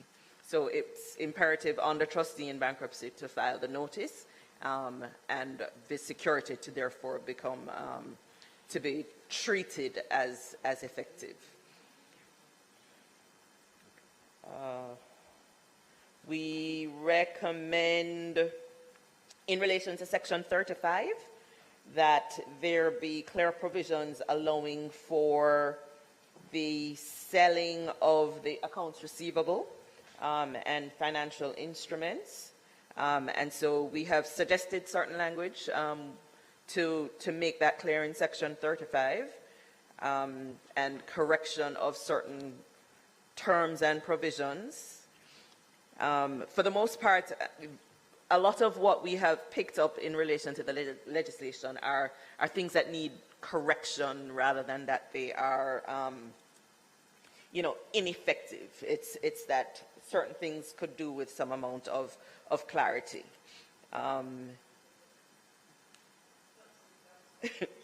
Thank you. Section 48, which deals with the register, we are recommending both that section and section 50, I think it's, it's the No, that's 49 is a different one. Let me make the point first, and then we can figure it out. It's in relation to making the provisions clear that certain information that is filed on the public register are not a part of what is made public. I think the practice has now been put in place so that the TRN information is not actually made public at the moment, but I think just the corrections to the legislation to make that clear as well was one of the recommendations that we made. In relation to section 49, where a provision should be allowed to be included to make it clear that you could have a situation where a secured creditor, where the debtor who is providing the security interest, the security property is in Jamaica, the debtor is not actually a Jamaican person, not a Jamaican entity, but because the secured property is in Jamaica, it needs to be perfected in accordance with Jamaican law. That debtor may not have a TRN. So it's important to therefore allow that security notice, that the notice of the security interest to be able to be filed even though the debtor doesn't have a TRN. And so that's our suggestion in relation to making that correction. In addition, it is possible for your security to be not actually, the secured obligation to not actually be a monetary one. It may not actually be financial. You could have that the secured obligation is to actually perform some steps. That is what the security is being provided in relation to. And so there should, or it could be that the security is in respect of an unlimited sum of money. And so provision should be there which allows you to indicate that there's no maximum sum. Right now, the provisions require that a maximum may need to be stated. And so I think we should move away from that and allow for no maximum to be indicated under the legislation in the notices that are being filed. Amendment notices. Ms. Reed, I see where you're going. I'm particularly intrigued by the security, the non-financial security, and that becoming part of the obligation to perform. What does that, in your mind, changes the character or the objective in the legislation, which was largely around, or is that a broadening of the security interest that you think is consistent with what the original intent is, or it's an innovation that you're suggesting based on experience?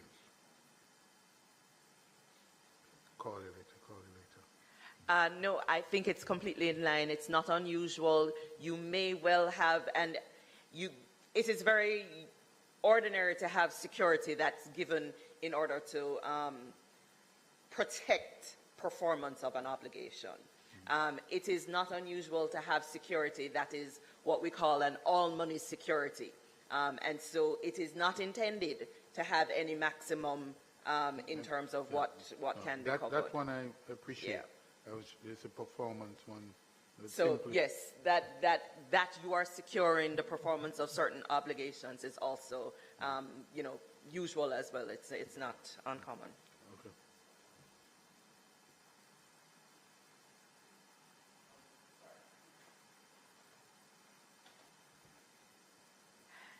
Okay.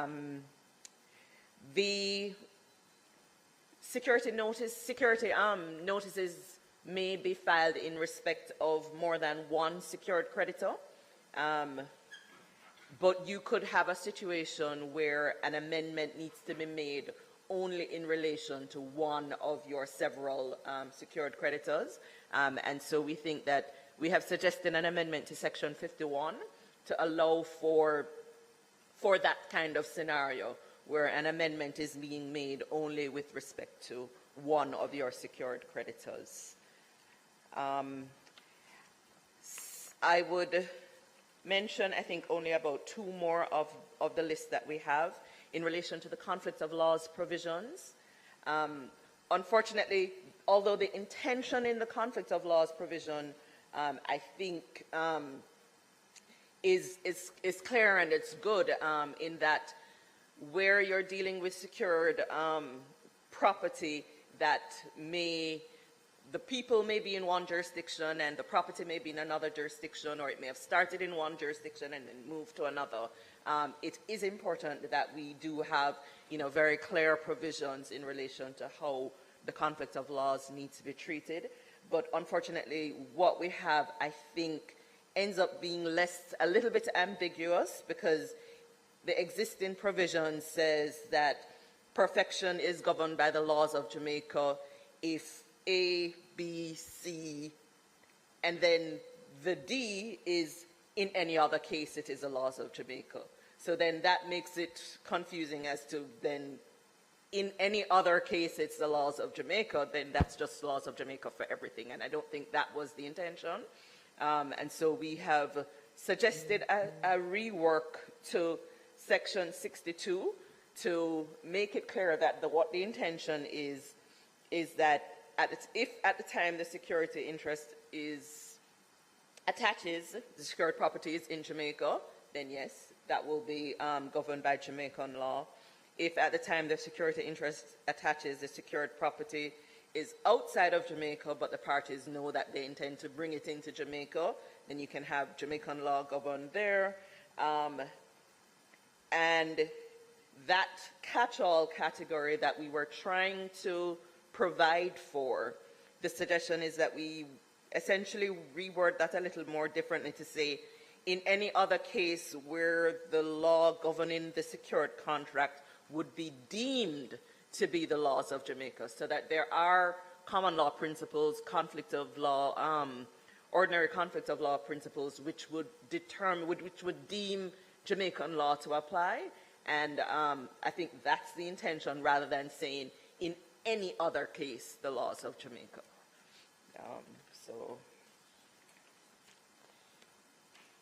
And the last point that I would want to mention is in relation to one of the changes that were made under the legislation to address the stamp duty concerns. And we may remember that under Section 67, when the legislation was introduced, it provided for certain provisions of the Stamp Duty Act not to apply to security interests governed by the legislation. But the section that it referred to was very specific. It said Section 32A, subsection 2, subsection B. But what happens by referring to it in that manner is that there is a sort of, what do you call that, footer language at the end of Section 32A, 2B of the Stamp Duty Act, which then becomes uncertain as to what that is intended to refer to. And so the intention was, when you're dealing with personal property, security interest over personal property should be excluded from stamp duty. But that footer, which applies to, which essentially seems to be hanging and would still apply to security interest in personal property, says that any subsequent advance or loan shall be deemed to be a new and separate instrument bearing the date on which a subsequent advance or loan is made, and therefore seems to suggest that effectively that same security still gets captured by stamp duty on further advances being made. And our recommendation, therefore, is that the reference to Section 32A2B be amended to refer and exclude 32A altogether from the relevant, from applying to security interest over personal property. And I think those are the comments from the Bar Association. We've skipped out a few which we still commend to the committee, but they are largely cleanup comments for the most part. Thank you so much, Ms. Reid. Any comments from members of the committee? No, I don't see any hand online. Ms. Coyne is checking for me.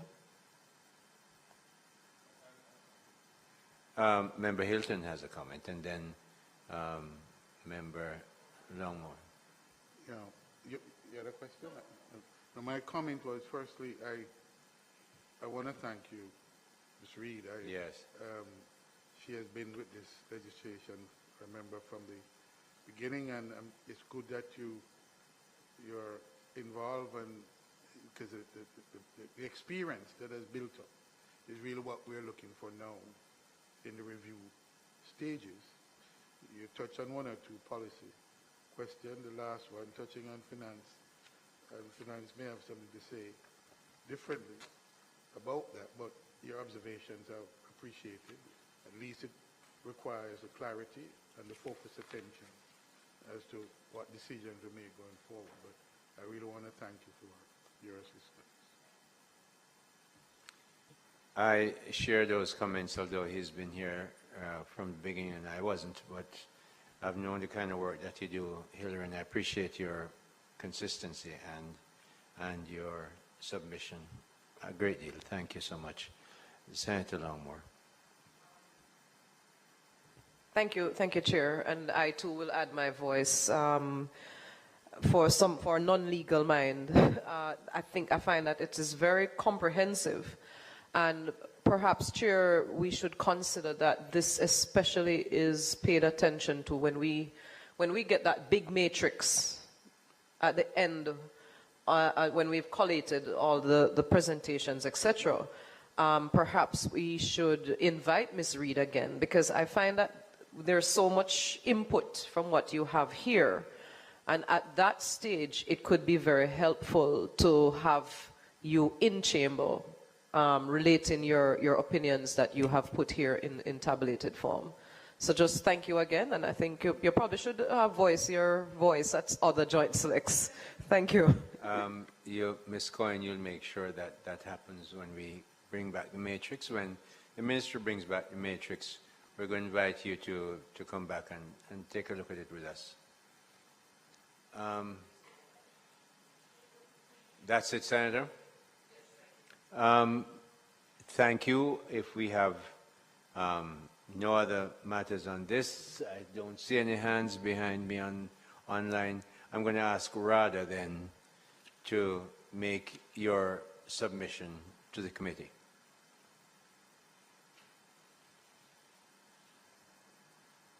You'll identify yourself and just go ahead. For the record, and just go ahead, please.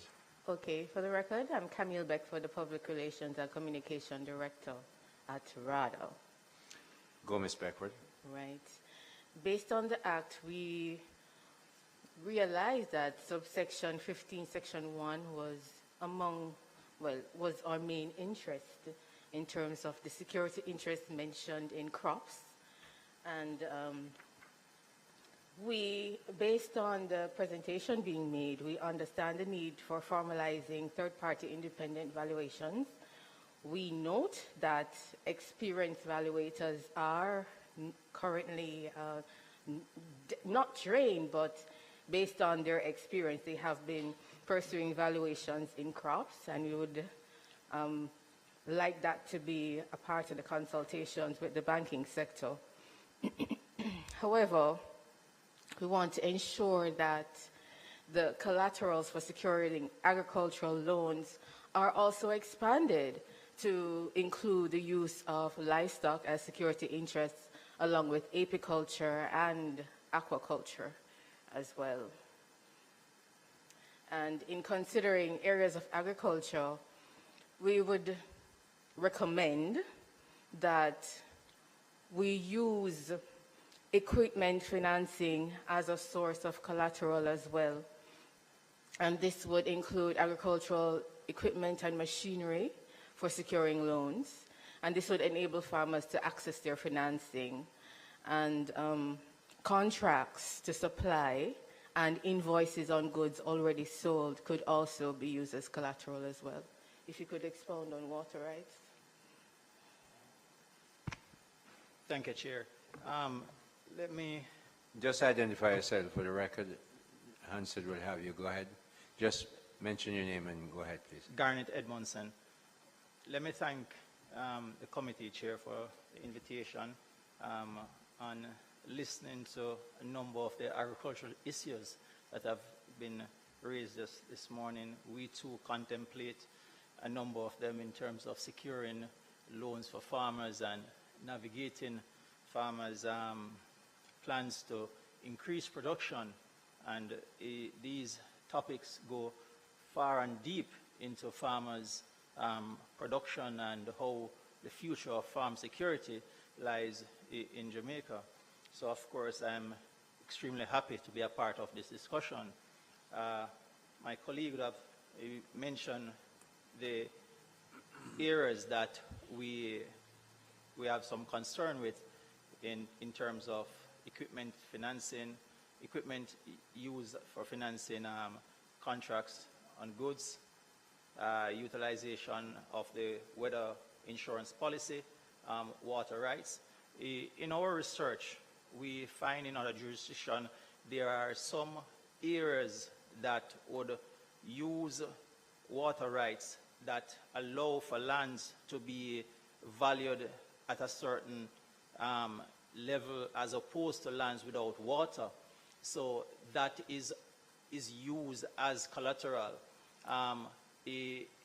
For instance, in my research, we found that the use of this water rights situation where farmers who have first preference to wells, ponds, whatnot in a communal setting comes through ownership, and also in lease situation. How can this use of water rights be introduced into this act so that owners owners and also persons who lease land can use this right to garner some amount of financing? Of course, there needs to be more research on this topic in terms of water rights. I find that it's something that we may need to look into now with this topical issue of drought and for many years. So that's my explanation on water rights. The other areas, as was said before, we find in the Act that it speaks to crops, but nothing to speak of aquaculture, apiculture, or even livestock. There's nothing to speak about those using as security. Of course, I'm very sure that the Goat Farmers Association, the Beef Farmers Association would want to be represented here and also be represented in the Act concerning finances. Thank you very much. We see your comments about water rights, and I remember the issue of ownership transferability, easily identified that yes, very difficult. That bankers love to talk about. So, but as we go into the future, water rights and water will be extremely valuable. Are the lawyers, Ms. Reed, going to find a way to help us to craft this into an asset that can, a collateralizable asset? You might want to comment, and I see Member Hilton has a comment. Chairman, I had signaled to her that I wanted, because I found that exchange very interesting. And I was telling her if she could listen and get a view, a form of view on that. My only comment is that maybe Hillary will comment on it, Ms. Reid will comment on it, is that the water rights would address the issue of valuation, but it is what we were discussing previously about the performance. And transferability. Yeah, but the transferability would restrict it, but it could be important to the performance of the security, the broader security interest, right? Securing the performance. So that's why I was particularly trying to get your attention to see if that would help in the thinking that was tried. Very creative, I think, but I'm not sure how that falls within both the intention of the legislation and the wording of the legislation. More generally, though, I think the issue, I think you'd have sat through a lot of what the discussion that went on about some of the contracts and the issues about identification and transferability with the Bankers Association that I think could have been pertinent to some of the concerns that you may have. I don't know if it would be advisable to address the different subsector of the industry rather than just being very general. I don't know if there are particular issues in apiculture and others that you'd want to specifically capture in the legislation or just make it general. And maybe Hillary, again, may have a view on that.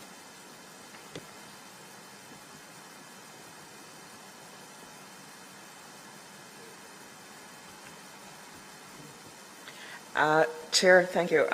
So I think as the legislation is now, it is general. So it is capable of capturing livestock. The issue becomes what are the particular concerns when you're dealing with something like livestock in relation to managing the security interests that may be claimed by different people. How do you establish the ownership, which may come with possession or something like that? But those become the issues that, from the legislation perspective, it is how do you manage the competing security interests that may exist? And then, again, you get back to the formal lenders who will say, well, one of the issues that we have is what will our regulator allow us to treat as secured property. And so that becomes that discussion with the regulators that we need to have. With respect to the water rights, that's something that I think I would need to think a little bit more closely on. One of the immediate thoughts or concerns that come to mind is to what extent is that right something that you can separate from the land? Right. And that becomes a real issue as to whether or not that is something that then falls under SIPA itself. So water rights and the right to the proceeds from those water rights may be something, but how that gets separated from the land and those implications for that, I think needs some careful thought in relation to how you would treat with that. Right. Any other comments or questions? Another comment from Member Hilton. As a proposer, you did say some more research is needed. Have you have support for that direction, either in the Midwest in the U.S. where there's a lot of water issues or elsewhere? Is that where you get your inspiration from for this?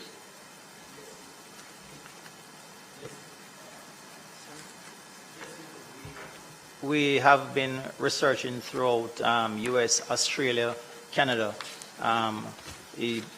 Just this morning, I was reading an article out of Japan, and of course, I realized that the issue of water rights spread wide across, but we can always provide research material as we go along, because as Chair would have been alluded to, the future of agriculture in terms of technology, even introducing AI technology in terms of irrigation, different forms of agriculture, irrigation, you find that water rights now finds itself entwined inside there. Being a practitioner of agriculture, we would understand that side of how water is used and the ownership. Now, the legal aspect of that is where we will have to sit down with a legal team to bring the minds together so we can look at all aspects of this research and where we go forward in Jamaica with this water rights. Senator Longmore. Thank you, Chair. I thank you again. As you've heard my utterances around my interest in the agricultural space, but again, I'm encouraged by Ms. Reid's prowess with respect to this piece of legislation. This is what I'm exposed to. And I think it probably would be good for Hillary Reid and Rada to sit down together, perhaps, I don't know, in terms of perhaps charting a way to some of what you are proposing or hoping to see manifest through this legislation. I'm saying this to say, I'm looking at number 3, where contracts and invoices for collateral for obtaining finances and stuff. And going back to the process of verification, Chair, I think one of the, and I go back to my earlier mention regarding JPs. The fact of the matter is that our structure was built out to use JPs because they are in the locale of the individual, of the citizen. And if we can find some way, I don't know if rather, and perhaps we need to, because of the importance of agriculture, we need to see if we can craft a special process or avenue of verification of the agricultural equity that is unique to that space. It is that important, I think. And so in essence, what I'm saying is if a mind such as Ms. Reid could sit with an agency such as RADA to create that possibility for us to consider, I think it could be very useful.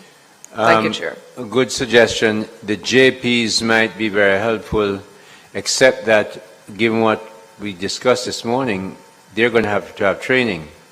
It's going to take their time and they're not paid. That's going to have to change the law with justice. So I imagine that maybe not because they're JPs, but because they're capable of learning to evaluate and value properties, then they could do that as their work. That their JP as well would be incidental, really, because these people have to be trained to value. My thought wouldn't be that they value, they verify the value. So my thing was, or my possibility of exploration is whether the agency like RADA could create that process of valuation that is accessible to the merchant, to the customer, and the JP or some other agent that is in that locale, because that is how they function, can serve to do that. I mean, we're trying to create solutions for the need. If RADA is the agency, the JP doesn't need to verify them. RADA is an established agency of the government, and they can therefore verify. If the JP is going to do something other than what RADA does, because RADA is a verifying valuer, and they're clearly registered already. But there might be something else. As you discuss this, see how that could work, bearing in mind that right now the JPs are not allowed to be paid for what they do.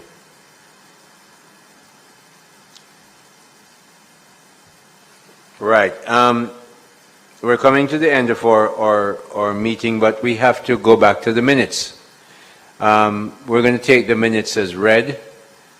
And do we have any comments from members concerning the minutes? Looking behind me, I don't see any hands on the screen.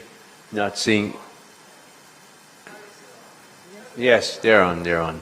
I haven't had a message that they're not. So I'm going to ask Member Hilton if he would move, and Member Longmore that he would second the minutes. Russ, Ms. Coyne, did we have any matters arising? Right, so the minutes are accepted, no matters arising. The next order of business is to suggest that the next date for meeting is tentatively April 25th. It's a Thursday. Please put it in your diaries for this particular Joint Select Committee, and Ms. Coyne will confirm that shortly. 10 a.m.